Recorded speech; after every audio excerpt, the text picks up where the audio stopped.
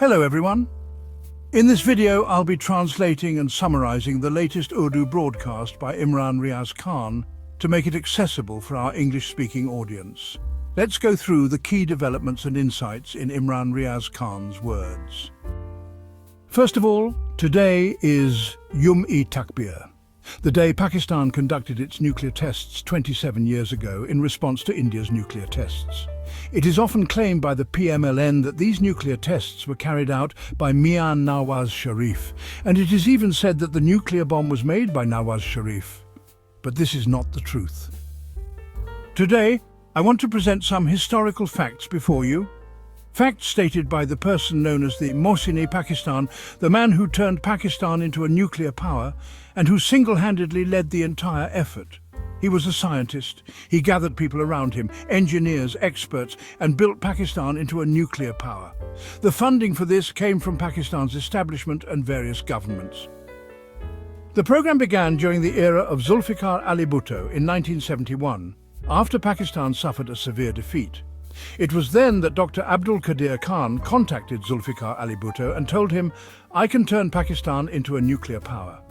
At that time, India had already become a nuclear power, and Pakistan needed to match that. So, funding was provided by Zulfikar Ali Bhutto. Facilities were arranged, Pakistan's establishment and Zulfikar Bhutto jointly began the effort to turn Pakistan into a nuclear state, led by Dr. A.Q. Khan.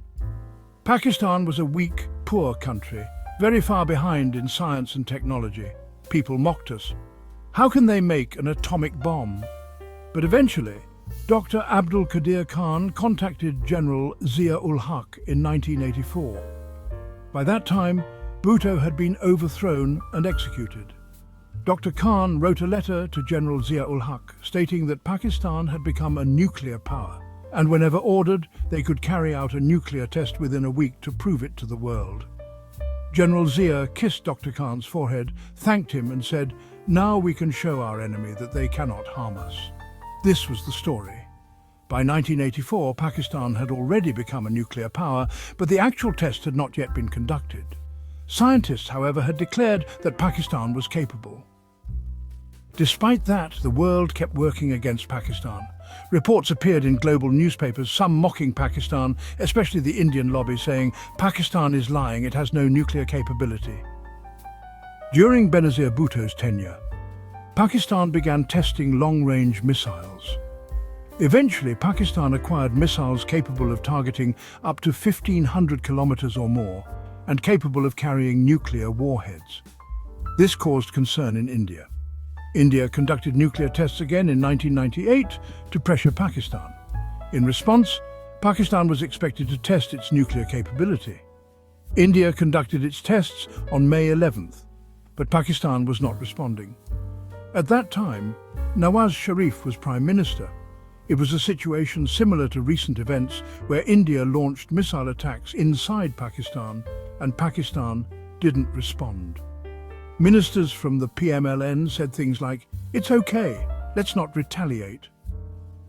Protests erupted within Pakistan.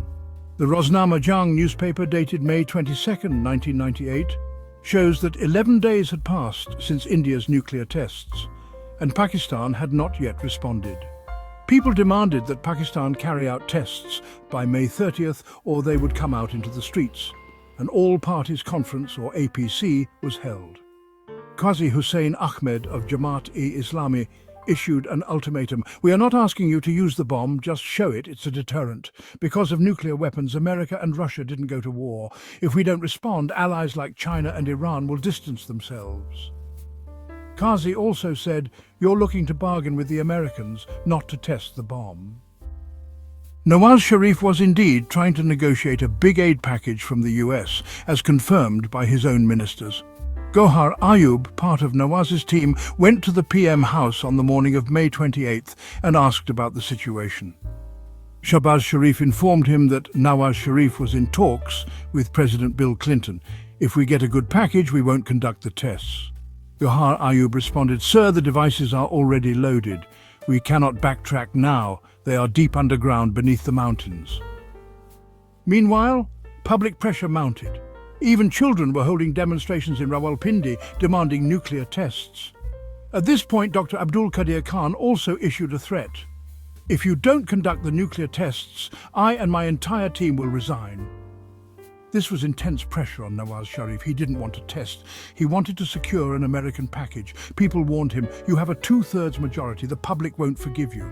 To manage media narratives, Nawaz summoned media bosses and gave a presentation so demoralizing that even they were left disappointed.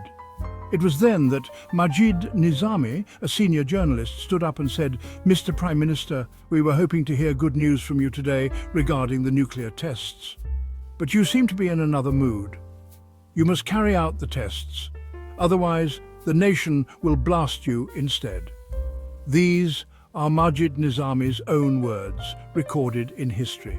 Shahbaz Sharif also admitted to Gohar Ayub that if they got a good package, they wouldn't go for the tests.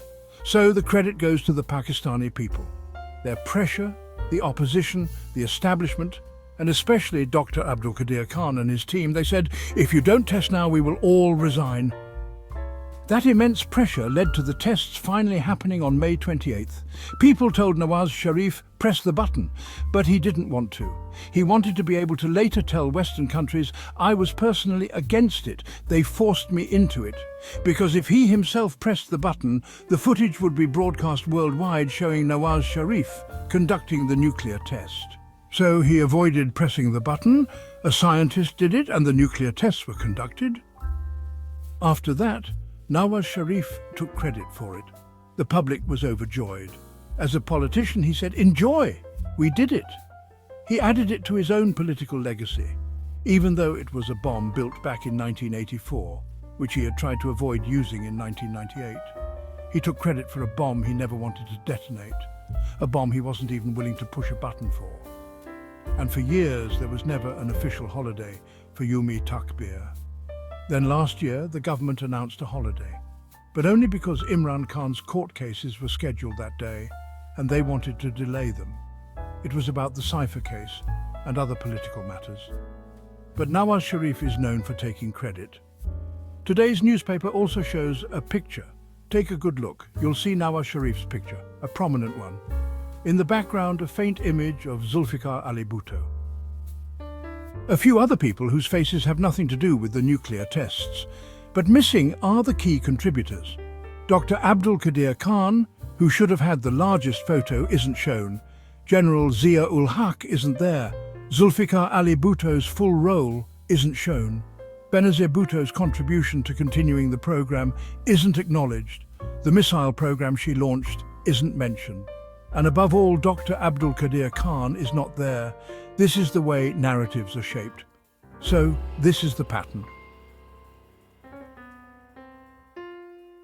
Dr. Abdul Qadir Khan once recited a verse about his life, and what he said was accurate. He said, "Your life passed, Qadir, without much trouble, but it passed in fear and surveillance. We never respected our benefactor, the hero of Pakistan, the one who delivered Pakistan. Instead, Pakistan punished him, and it was the Pakistani military establishment that did this to him. They sat Dr. Abdul Qadir Khan on TV and forced him to confess under American pressure. A commando, the then army chief, surrendered to the US pressure. Later, Abdul Qadir Khan was put under house arrest and spent his entire life like a prisoner. He used to complain about this. Pervez Musharraf even said, "I deeply regret what we did to Abdul Qadir Khan. How could a doctor sell nuclear secrets? This is the work of the establishment. They made Dr. Abdul Qadir Khan a cautionary tale. You made Pakistan a nuclear power. We will make you an example so that no one dares do anything good for Pakistan again."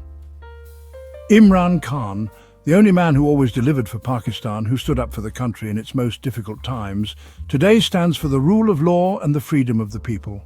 And now, the Pakistani military establishment is making him a cautionary tale. Their message: whoever sacrifices for Pakistan, whoever does good, must not be spared. But whoever sells the country, we will stand with them.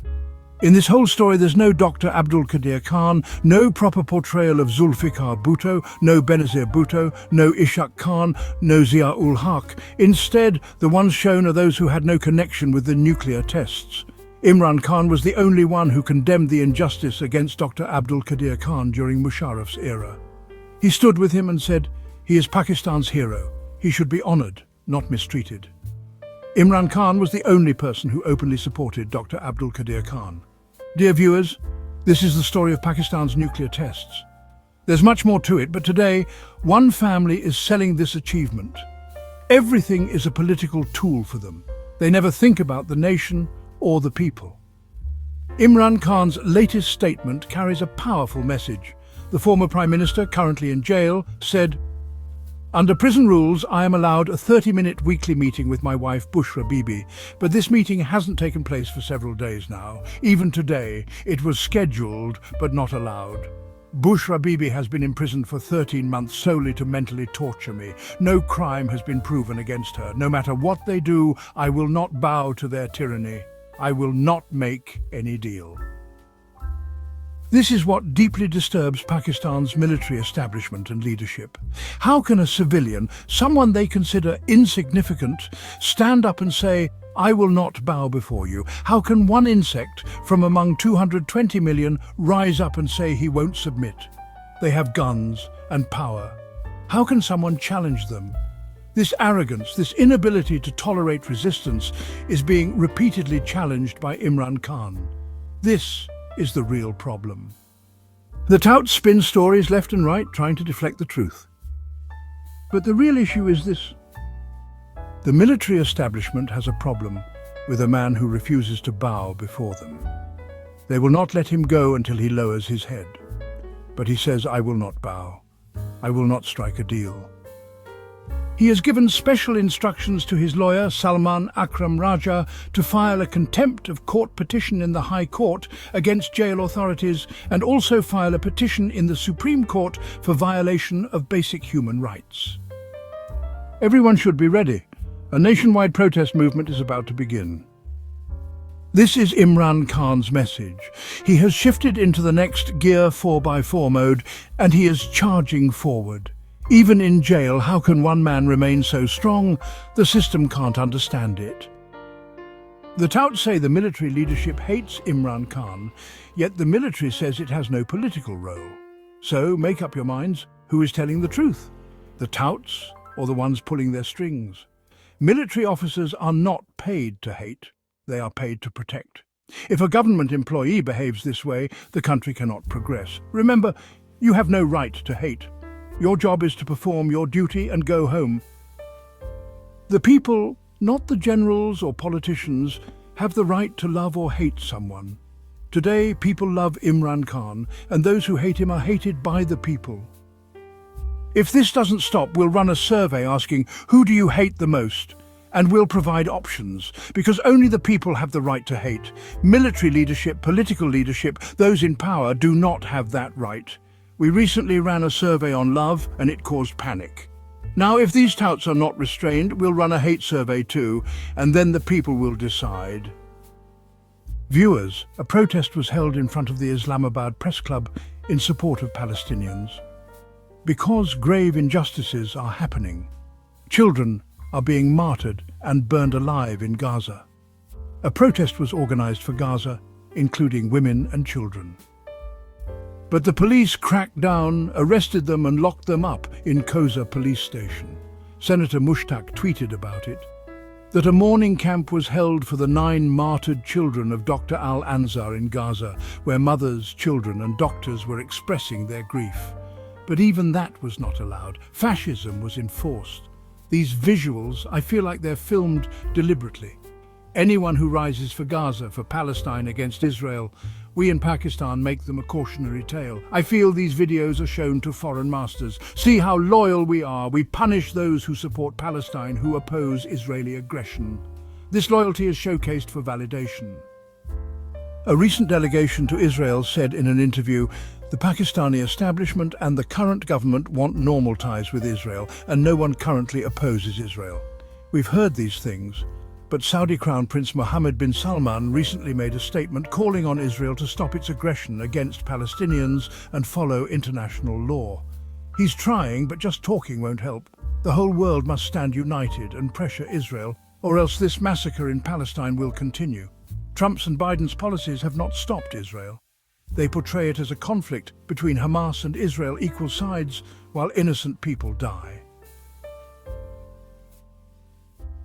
Arab leaders must raise stronger voices. Now that MBS has spoken, the world should echo his voice. Everyone must unite to end the genocide in Palestine. Palestinians must get back their right to live. Viewers, I saw another visual, very interesting. Mariam Aurangzeb was raising slogans, and PMLN workers were responding.